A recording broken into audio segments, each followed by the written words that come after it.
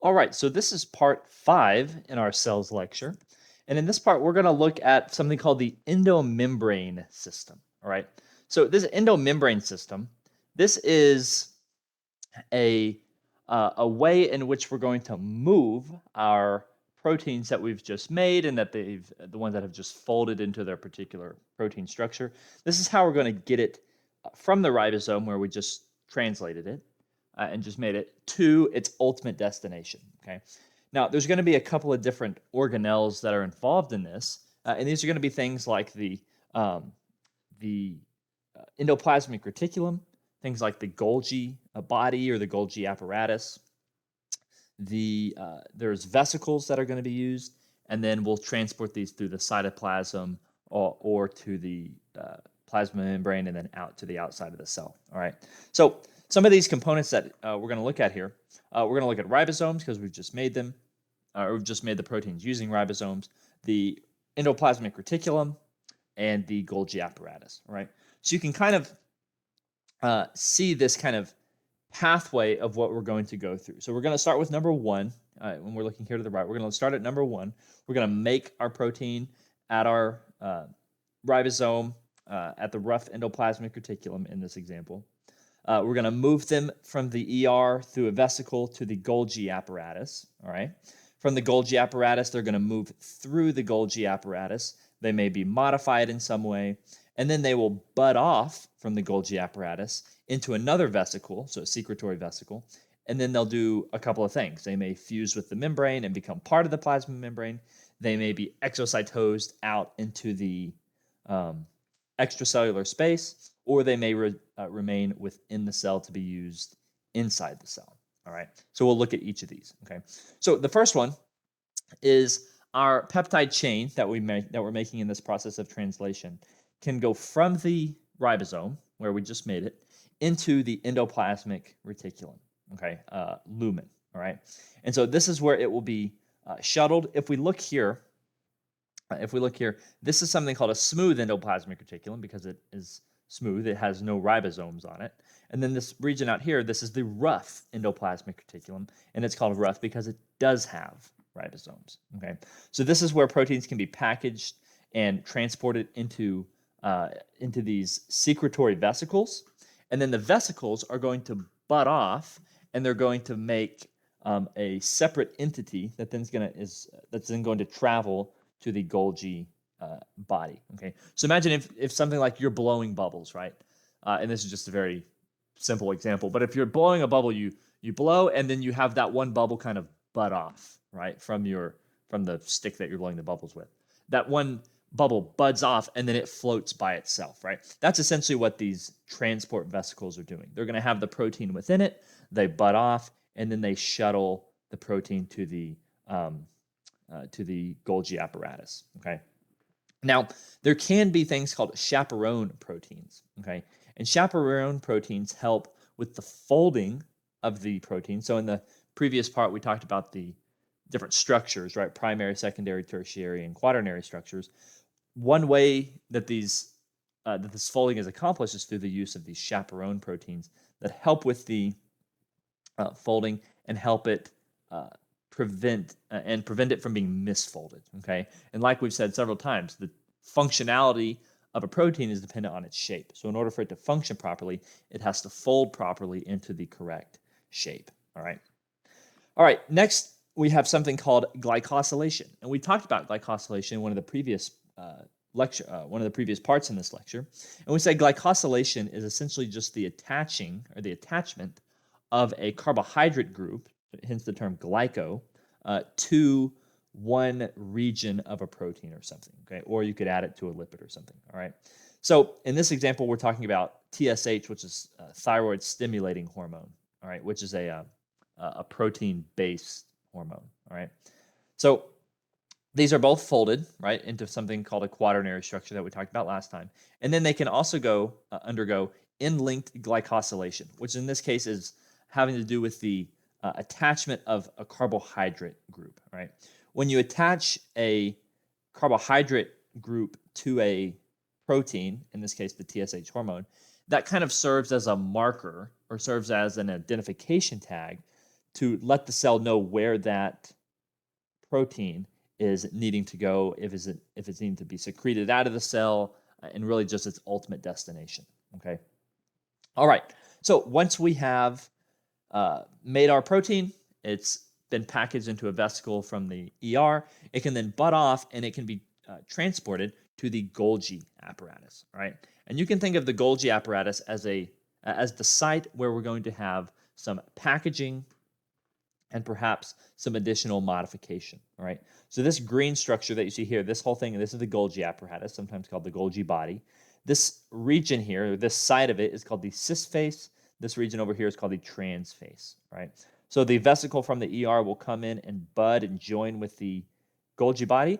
You can then have your proteins be in here, and things can be modified.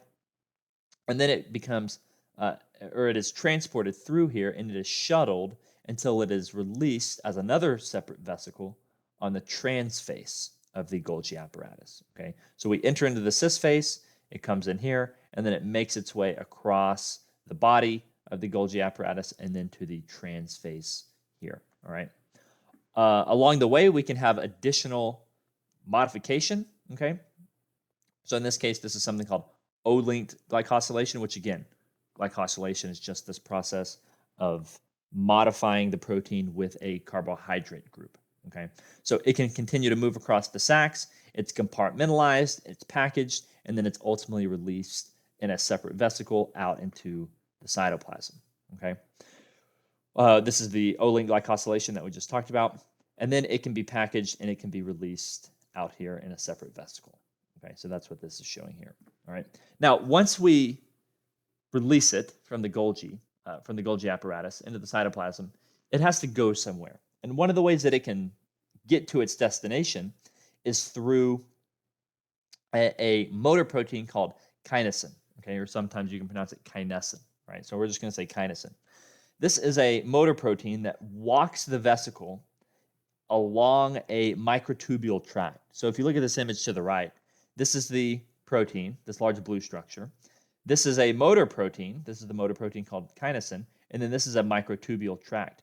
And it is essentially walking and moving its way down this motor protein, utilizing ATP, so hydrolyzing ATP. And as it hydrolyzes the ATP, it releases some energy, and that energy is enough to power the movement of the kinesin down the microtubule tract, pulling with it this large protein, and from there the protein can go, wherever it may need to go. It may need to stay within the cell, it may need to go out of the cell, it may need to become part of the cell's plasma membrane. Okay, so you can see here each step along the track is using a ATP molecule, and it's hydrolyzing that molecule. All right. So we said that we can then do a couple of things. We'll stay in the cell, we'll become part of the membrane, or you can be exocytosed out. So in this case, the example we were using was with thyroid stimulating hormone. Now, you'll learn in AP2, but thyroid stimulating hormone is a hormone, and by default, hormones have to get into the blood in order to exert their effect on their distant tissue, right? So they've got to travel in the blood, and then they get to their tissue. So in this case, thyroid stimulating hormone is made in the pituitary, in the anterior pituitary, and then it has to travel down to the thyroid gland, and it gets there via the blood. So in this case, things would be exocytosed, and they would be released out into the extracellular space, extracellular environment, into the blood, and then they can get to their ultimate destination.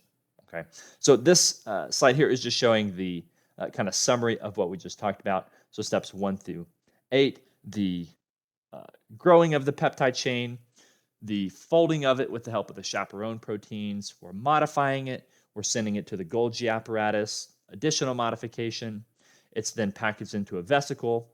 The vesicles can travel along that motor pathway, right, with the kinesin protein, and then they can ultimately be exocytosed. Okay, so this slide here is just a summary of all those steps that we just discussed. Okay, so you could also have the breakdown of various proteins. Okay, so this was talking about the formation of proteins and their transport. You can also have the recycling and breakdown of them, right?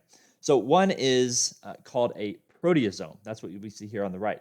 this proteasome, this is referring specifically to proteins, okay? So you can tag the protein with these ubiquitin tags, and this essentially labels the protein for destruction.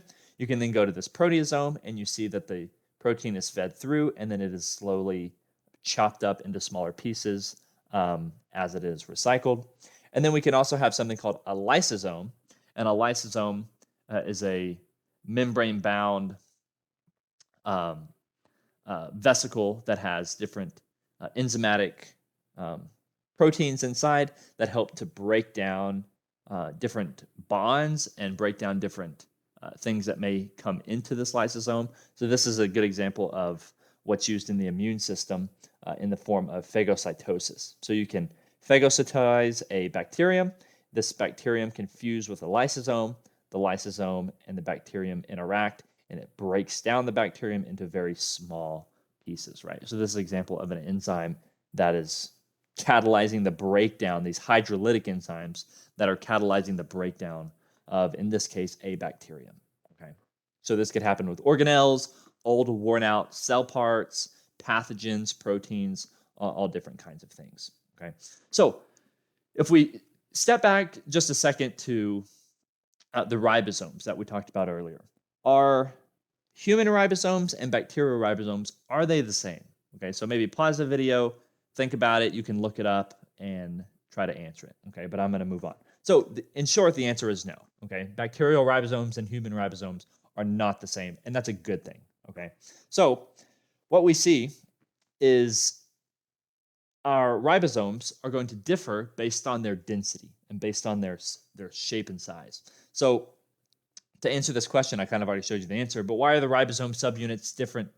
How are these differences clinically significant? What allows us to be able to treat the organism specifically, right? So we can treat the bacteria specifically without damaging our own body's cells, right? So if bacteria and humans had the same ribosome and the same ribosomal subunits, then there really wouldn't be an effective way of treating just the bacterial ribosome, because in that case, the bacterial ribosome would be the same as the human ribosome, right? Humans are eukaryotes, meaning we have our nucleus within a nucleus, right? A membrane-bound nucleus. And so we have what are called 80S ribosomes. Bacteria have what are called 70S ribosomes, and the S just stands for the density, okay? So there are certain medications that target the ribosomes and inhibit the ribosomes. If you inhibit the ribosomes, you inhibit translation. If you inhibit translation, you inhibit the formation of proteins, and if you inhibit the formation of proteins, you inhibit the functionality of that bacterium, right? And so being able to target bacterial ribosomes specifically is extremely important in a clinical setting, right? So here's some examples of prokaryotic and eukaryotic ribosomes, right? Bacteria would be the prokaryote to the left, and then eukaryotic ribosomes, that is going to be us humans. And things like doxycycline, streptomycin, these are 30S subunit specific drugs, right? So these are targeting the ribosome, but only the 30S subunit. Well, if you look at the eukaryotic, we don't have a 30S subunit. Only prokaryotics do. And so this is one way that you can specifically target just the bacterial ribosome and not the human ribosome, okay? All right, so we're going to stop with this part, and then we'll pick up with the next part talking about molecular transport, so how things, water, and ions and solutes move into and out of the cell.